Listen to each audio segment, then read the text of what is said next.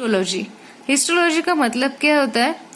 ठीक है, एनाटॉमी कह सकते हैं, हिस्टोलॉजी कह सकते हैं, यानी कि माइक्रोस्कोपिक लेवल का ये स्टडी होता है। जो भी हमें दिखता है उसके लॉन्जिट्यूडिनल या ट्रांसवर्स सेक्शन में उन सारे स्ट्रक्चर की जो स्टडी होती है उसे कहा जाता है हिस्टोलॉजी। ओके, माइक्रोस्कोप के नीचे हम जो भी कुछ ऑब्जर्व करते हैं। तो फिर देखते हैं क्या है इसकी histology. So basically the skin or integument of scoliodon is made up of two layers, outer epidermis and inner dermis. So ये जो है बाहर की तरफ ये एपिडर्मिस है और इनर डर्मिस। अब ये जो एपिडर्मिस है ये कहाँ से डिराइव हुई है?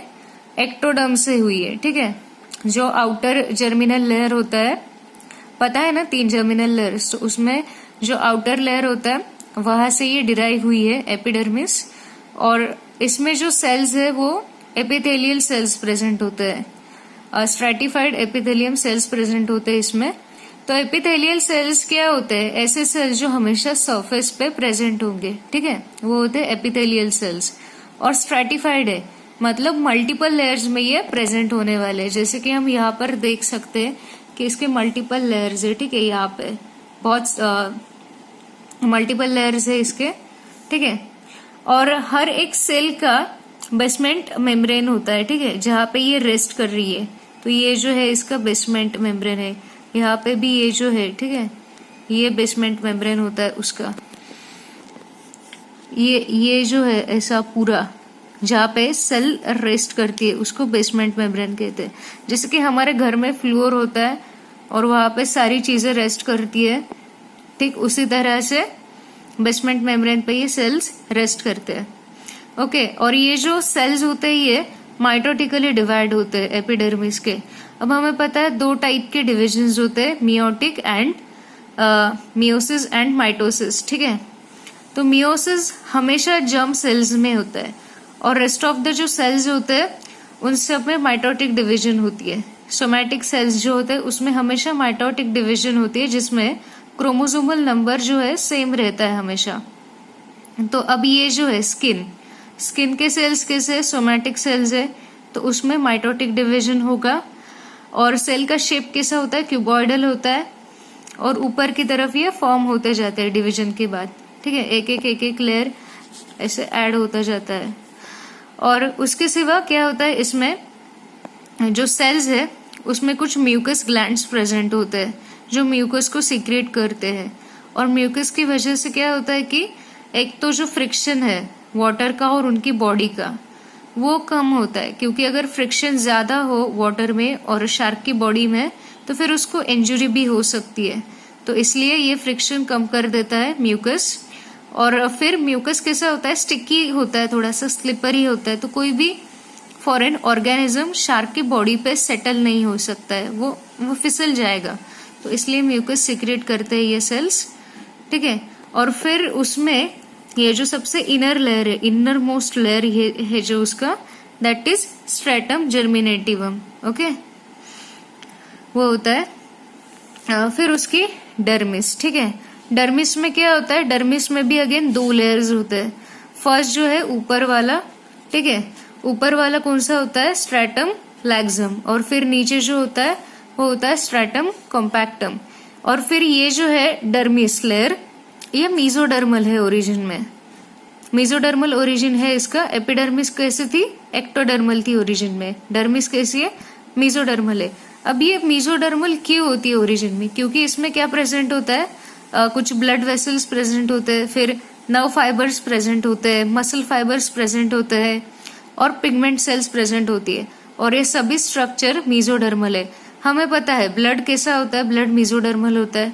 फिर मसल्स कैसे होते हैं? मसल्स भी मीजोडर्मल होते हैं। और इस वजह से ये जो पूरा लेयर है डर्मिस का, ठीक है, वो मीजोडर्मल है ओरिजिन में। तो ये जो हमें दिख रहा है कुछ ये पोर्शंस ब्लैक कलर के, तो ये बेसिकली क्रोमेटोफोर्स और पिगमेंट सेल हम उसे कह सकते हैं। और ये पिगमेंट सेल की वजह से क्या होता है? उसके बॉडी को कलरेशन आता है। ठीक है, जो हमने देखा था कि उसकी बॉडी कैसे होती है, डोर्सल साइड से ग्रे कलर की होती है ऊपर की तरफ से, तो वो ग्रे कलर की क्यों होती है? इन क्रोमेटोफोर्स की वजह से होती है, वो उसको कलर करते हैं, कलर देते हैं, ठीक है। जैसे ह्यूमन बॉडी में कुछ मेलानोसाइट्स होते हैं कलरेशन के लिए, उसी तरह से इनके बॉडी में क्रोमेटोफोर्स होते हैं उनके डर्मिस लेयर में। और ये जो है ना क्रोमेटोफोर्स, वो ये एपिडर्मिस के जस्ट बीनीथ होते हैं, जस्ट नीचे होते हैं। फिर ये जो है ये स्ट्रैंड दिख रहा है, ये है नर्व फाइबर्स, ठीक है। ये है मसल फाइबर्स, ये भी कुछ मसल फाइबर्स है, ठीक है। और ये तो क्रोमेटोफोर्स है। तो ये स्ट्रक्चर्स इसमें प्रेजेंट हो गए। और फिर ये जो ऊपर वाला है, लाइक यहाँ से यहाँ तक, ठीक है, यहाँ से यहाँ तक, ये जो है वो क्या है, स्ट्रैटम लैक्सम है, जिसमें लूज कनेक्टिव टिश्यूज होते हैं। और ये स्ट्रैटम कॉम्पैक्टम, जिसमें डेंस कनेक्टिव टिश्यूज होते हैं। जैसे कि देख के भी आपको पता चल सकता है कि यहाँ के जो कनेक्टिव टिश्यूज है या कनेक्टिव फाइबर्स है वो कैसे थोड़े से डेंस है, और यहाँ पे वो कैसे लूज है, ठीक है, स्पॉन्जी है थोड़े से। फिर यहाँ पे हमें ये मसल फाइबर के ऊपर एक कैविटी दिख रही है, ठीक है। अब यही कैविटी क्या होती है, आगे चल के और बड़ी हो जाती है, और बड़ी हो जाती है, और इससे फिर पल्प कैविटी फॉर्म हो जाती है। ओके, सो बेसिकली अब ये है हमारी ये है नर्व फाइबर, इसके ऊपर ये है स्ट्रेटम जर्मिनेटिवम, ठीक है। और यहाँ पे ये कैविटी है। अब ये कैविटी और थोड़ी बड़ी हो जाती है, ठीक है, ये बड़ी हो गई यहाँ पे। और ये क्या है, यहाँ पे ये जो स्ट्रेटम जर्मिनेटिवम है वो ऊपर की तरफ से इलेवेट हो जाता है, ठीक है, इलेवेट हो जाता है ऊपर की तरफ से। यहाँ पे देखो, यहाँ पे ये कैविटी और बड़ी हुई और ये और ज्यादा इलेवेट हो गया। इसे ही हम क्या कहते हैं, डर्मल पैपिला कहते हैं, ठीक है। पैपिला मतलब इलेवेटेड जो पोर्शन होता है, जनरली उसे पैपिला कहते हैं। और अब ये जो है स्ट्रैटम जर्मिनेटिवम, इसे हम स्ट्रैटम जर्मिनेटिवम नहीं कहते, इसे अब हम कहने वाले हैं एमिलोब्लास्ट। इनिशियली ये क्या था, ये था स्ट्रैटम जर्मिनेटिवम, ठीक है, निचला जो लेयर होता है एपिडर्मिस का वो था। बट जैसे ही वो यहाँ से इलेवेट होते चले जाएगा वो एमिलोब्लास्ट बन जाएगा। और ये जो एमिलोब्लास्ट होता है ना, वो एमिलोब्लास्ट क्या करता है, एमिलोब्लास्ट के जो सेल्स होते हैं, ठीक है, न्यूक्लियस होता है इसमें। ये जो एमिलोब्लास्ट होता है वो डेंटाइन, विट्रोडेंटाइन और इनेमल को सिक्रेट करता है, ठीक है।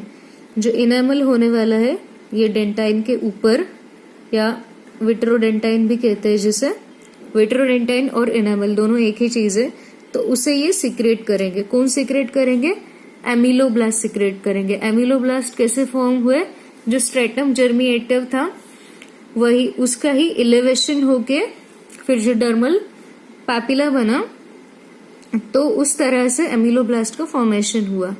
और अब ये जो कैविटी है, इस कैविटी में अब क्या होने वाला है, बेसल प्लेट फॉर्म होने वाली है। तो यहाँ पे हम देख सकते हैं कि ये जो है ये बेसल प्लेट है। अब हम प्लैकॉइड स्केल का स्ट्रक्चर देख रहे हैं, ठीक है। प्लैकॉइड स्केल जो होता है उसकी बॉडी के ऊपर जो एक्सोस्केलेटन होता है वो हम देख रहे हैं कि क्या होता है कि ये बेसल प्लेट होती है, ठीक है, जो कहाँ एम्बेडेड है, जो डर्मिस है उसकी, उसमें एम्बेडेड होती है, ठीक है, या वहां से ओरिजिन होता है वो जो स्पाइन होता है उसका। अब ये बेसल प्लेट कैसे बनती है, कुछ कैल्शियम का मटेरियल होता है, ठीक है, स्पॉन्जी कैल्शियम का मटेरियल होता है, उससे ये बेसल प्लेट का फॉर्मेशन हो जाता है, जिसके मिडल में परफोरेशन होता है, ठीक है। परफोरेशन मतलब क्या होता है, एक कैविटी होती है मिडल में, ये देख रहे हो, मिडल में कैविटी है यहाँ पे। यहाँ से ये जो है ये पूरी बेसल प्लेट है, बट बीच में ही उसमें कैविटी है, ठीक है। ये कैविटी कैसे फॉर्म होती है, हमने अभी देखा कैविटी कैसे फॉर्म होती है। ये जो स्ट्रेटम जर्मिनेटिवम होता है वो आगे आगे इलेवेट होते जाता है और कैविटी फॉर्म हो जाती है। फिर यहाँ से क्या हो रहा है, यहाँ से बेसल प्लेट बन रही है कैल्शियम मटेरियल से। और ये जो कैविटी है अब, वो कैविटी ही आगे चल के पल्प कैविटी बनने वाली है। पल्प कैविटी जो डेंटाइन के बीच में होती है, ये जो पूरा व्हाइट स्ट्रक्चर है पूरा, ठीक है, वो डेंटाइन है, हाँ डेंटाइन है। और डेंटाइन के बीच में हमें ये कैविटी देखने को मिलती है। That is pulp cavity. अब पल्प कैविटी में क्या प्रेजेंट होता है, कनेक्टिव टिश्यूज प्रेजेंट होते हैं कुछ, ओडेंटोब्लास्ट। वो ओडेंटोब्लास्ट क्या करते हैं, डेंटाइन को सीक्रेट करते हैं। तो ये ओडेंटोब्लास्ट क्या करेंगे, बाहर की तरफ डेंटाइन को सीक्रेट करेंगे। उसके अलावा हमें ये कुछ स्ट्रक्चर्स यहाँ पे दिख रहे हैं, कैल्शियम के बने हैं ये जो स्ट्रक्चर्स है ब्रांचेस जैसे, उसको कहते हैं कैनालिक्यूलाई। ओके, और फिर ये जो है ये ब्लैक, पूरा ये जो ब्लैक कोटिंग दिख रहा है ये उसका इनेमल है और विट्रोडेंटाइन है। और कौन सीक्रेट करता है इसको, जो अमीलोब्लास्ट है। ठीक है, हमने अभी देखा कि क्या होता है कि ये जो स्ट्रैटम जर्मिनेटिवम होता है उसका ही आगे चल के बनते हैं अमीलोब्लास्ट, और वो फिर सीक्रेट करते इस इनेमल को और विट्रोडेंटाइन को। ठीक है, तो फिर यहाँ पे क्या हो रहा है, ये जो अंदर के ओडेंटोब्लास्ट है वो सीक्रेट कर रहे हैं इस स्पाइन को। और ये जो ब्लैक कलर की, यहाँ पे मैंने ब्लैक कलर से ये जो ड्रॉ किया है इनेमल, उसको कौन सीक्रेट कर रहा है, एमिलोब्लास्ट उसको सीक्रेट कर रहे हैं। ठीक है, और ये जो परफोरेशन होता है यहाँ पल्प कैविटी, वो पल्प कैविटी बनाता है। सो ये जो परफोरेशन होता है in the centre of basal plate, वही आगे चल के क्या बनाता है, पल्प कैविटी बनाता है। ठीक है, फिर अब ये जो बेसल प्लेट है, ठीक है, ये बेसल प्लेट स्ट्रेटम कॉम्पैक्टम को बहुत ही फर्मली अटैच रहती है। ठीक है, एकदम फर्म उसका अटैचमेंट होता है स्ट्रेटम कॉम्पैक्टम से। ये क्या है, ये कौन सी लेयर है, ये स्ट्रेटम कॉम्पैक्टम है। तो ये कैसे होते हैं, फिर किस तरह से अटैच होती है। यहाँ पे ये कुछ फाइबर्स दिख रहे हैं। ठीक है, ये कुछ फाइबर्स दिख रहे हैं, उन्हें कहते हैं शार्पलेस फाइबर। और ये शार्पलेस फाइबर जो होते हैं उसकी वजह से ये फिर एकदम फर्मली अटैच रहते हैं स्ट्रेटम कॉम्पैक्टम को। ओके, फिर हम अब देखने वाले हैं डेंटाइन का एक्चुअल स्ट्रक्चर कैसे होता है। सो ये है बेसल प्लेट। ठीक है, रोम्बॉइडल बेसल प्लेट, इसका जो शेप है रोम्बस जैसा है। हम ड्रॉ करते थे मैथ्स में जो रोम्बस, ठीक है, वैसा कुछ शेप होता है उसका। ओके, और यहाँ पे ट्राइडेंटाइन स्ट्रक्चर, ये जो है वो मीडियन है, बीच वाला। ठीक है, मीडियन। फिर उसके बाद ये जो है साइड वाले, साइड में जो रहते हैं उसे हम क्या कहते हैं, लैटरल कहते हैं। ठीक है, तो ये यहाँ पे और यहाँ पे ये दोनों लैटरल स्पाइन्स होने वाले हैं और ये मीडियन स्पाइन्स होने वाले हैं। तो उसका ऐसा उसका डेंटाइन होता है और डेंटाइन के नीचे बेसल प्लेट होती है उसके। ओके, तो यहाँ पे भी ये जो है वो क्या है, ये बेसल प्लेट है और इसके ऊपर ये क्या है, ये डेंटाइन है। ठीक है, तो अब सब लोगों को एक कंफ्यूजन होता है कि यहाँ पे तो हम देख रहे हैं सिर्फ एक ही डेंटाइन दिख रहा है, फिर वो ट्राइडेंटाइट कैसे हुआ। तो ये जो हमने लिया है वो उसका वर्टिकल सेक्शन है, और वर्टिकल सेक्शन लेने के बाद हमें उसका एक ही डेंटाइन दिखाई देता है जो मीडियन डेंटाइन होता है। ठीक है, बीच वाला जो होता है, और साइड के जो दो होते हैं वो क्या होता है, एक इस तरफ होता है, एक इस तरफ होता है। ठीक है, एक इसके पीछे होगा, एक इसके आगे होगा, क्योंकि हमने वर्टिकली कट किया है ना उसको, तो इस वजह से वो वर्टिकल सेक्शन में नहीं दिखते। बट एक्चुअल ये जो स्ट्रक्चर है वो ट्राइडेंटाइट स्ट्रक्चर होता है। ठीक है, सो ये हमने देखे प्लैकॉर्ड स्केल का स्ट्रक्चर, फिर उसके स्किन में कौन से लेयर्स होते हैं। ठीक है, सो थैंक यू गाइज।